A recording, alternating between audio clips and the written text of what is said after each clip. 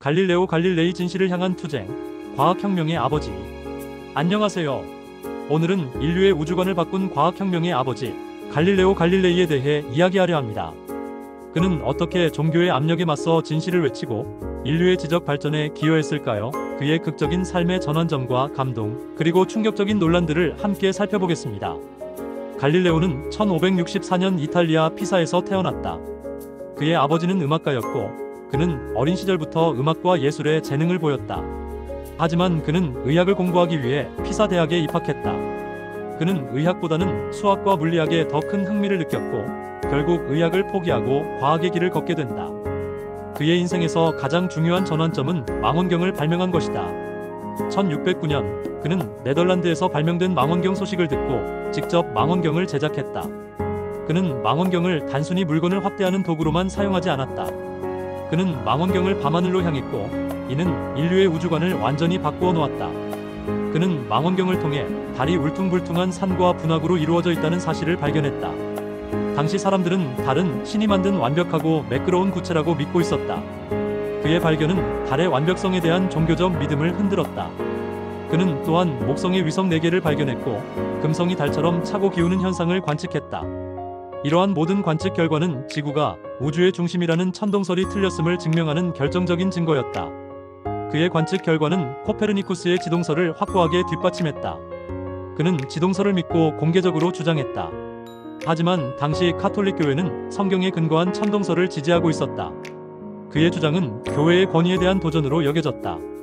결국 그는 1616년 로마 종교 재판에 회부되었다. 교회는 그에게 지동설 주장을 멈추라고 경고했다. 그는 교회의 명령을 받아들였지만 그의 믿음은 변하지 않았다.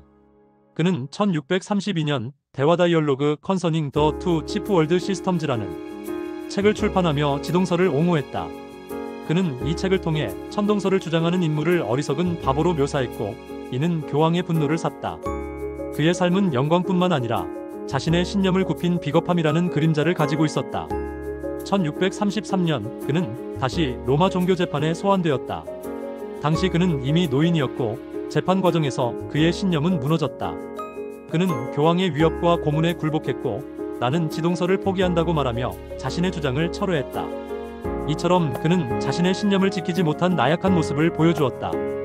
그의 그래도 지구는 돈다라는 유명한 말은 사실 그가 속으로 외친 말로 역사적인 기록으로 남아있지 않다. 하지만 그는 이러한 굴욕적인 삶 속에서도 자신의 연구를 멈추지 않았다. 그는 가택 연금 상태에서 2가지 새로운 과학 뉴 사이언서즈이라는 또 다른 중요한 저서를 썼다. 이 책은 물리학이라는 새로운 학문의 기초를 닦았고 후대의 과학자들에게 큰 영향을 미쳤다. 이처럼 그는 육체의 자유는 잃었지만 지적인 탐구는 멈추지 않는 불굴의 정신을 보여주었다. 갈릴레오는 1642년 세상을 떠났다. 그는 죽을 때까지 가택 연금 상태에서 벗어나지 못했고 장님으로 생을 마감했다. 그의 마지막은 비극적이었지만 그가 남긴 유산은 인류의 지식 발전에 큰 영향을 미쳤다. 뉴턴은 내가 더 멀리 볼 수 있었다면 이는 거인들의 어깨 위에 올라섰기 때문이다라고 말하며 갈릴레오의 업적을 높이 평가했다. 그의 삶은 진실과 권력 사이의 끝없는 투쟁을 보여준다. 그는 비록 한때 자신의 신념을 포기했지만 그의 용기와 지적 탐구는 인류에게 과학적 진실의 중요성을 깨닫게 했다.